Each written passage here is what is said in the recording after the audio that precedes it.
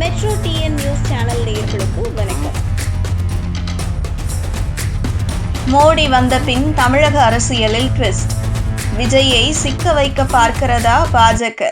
தமிழிசை பளீச்.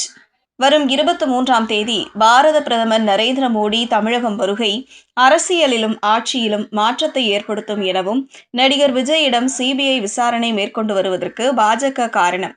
பாஜக பாரபட்சமாக நடந்து கொள்கிறது என காங்கிரஸ் கமிட்டி தலைவர் செல்வ பெருந்தகை சொல்வதில் எந்த அர்த்தமும் இல்லை என பாஜக மூத்த தலைவர் தமிழிசை சவுந்தரராஜன் கூறியுள்ளார். வேலூர் மாவட்டம் குடியாத்தம் அருகே உள்ள யோகா மற்றும் இயற்கை கல்லூரியில் இன்று பொங்கல் விழா நடைபெற்றது. இதில் பூஜை செய்து கல்லூரி மாணவிகளுடன் புதுப்பானையில் பொங்கல் வைத்து பொங்கல் விழாவை கொண்டாடினார் தமிழிசை.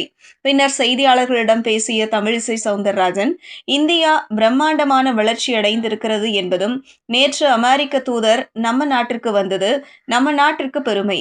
இந்தியா மாதிரி ஒரு நாடு வளர்ச்சியடைந்த நாட்டை உலகத்திலேயே பார்க்க முடியாது என்ற கருத்தையும் சொல்லியிருக்கிறார்கள்.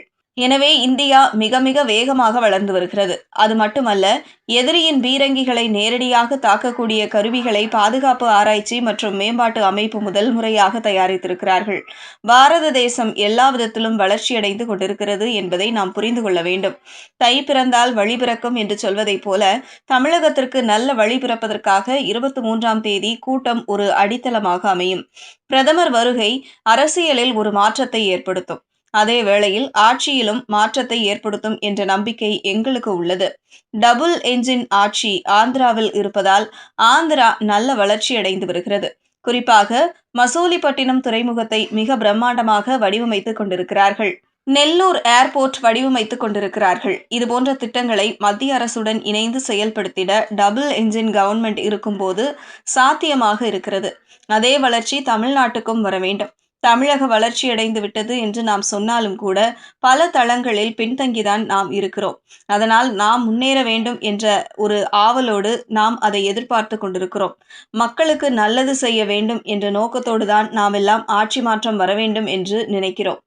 பெண்களை முன்னேற்றுகிறோம் என்று சொல்லிவிட்டு அங்கன்வாடி ஊழியர்களை தொடர்ந்து போராட வைப்பதும் நல்லதல்ல.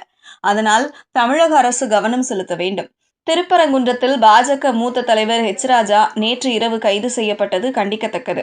இந்துக்களுக்கு பாரபட்சமாக தமிழக அரசு நடந்து கொள்வதை தவிர்க்க வேண்டும். நடிகர் விஜய் சிபிஐ விசாரணை மேற்கொண்டு வருவதை பாஜக தான் காரணம் என காங்கிரஸ் கட்சியின் மாநில தலைவர் செல்வ பெருந்தகை கூறியுள்ளார்.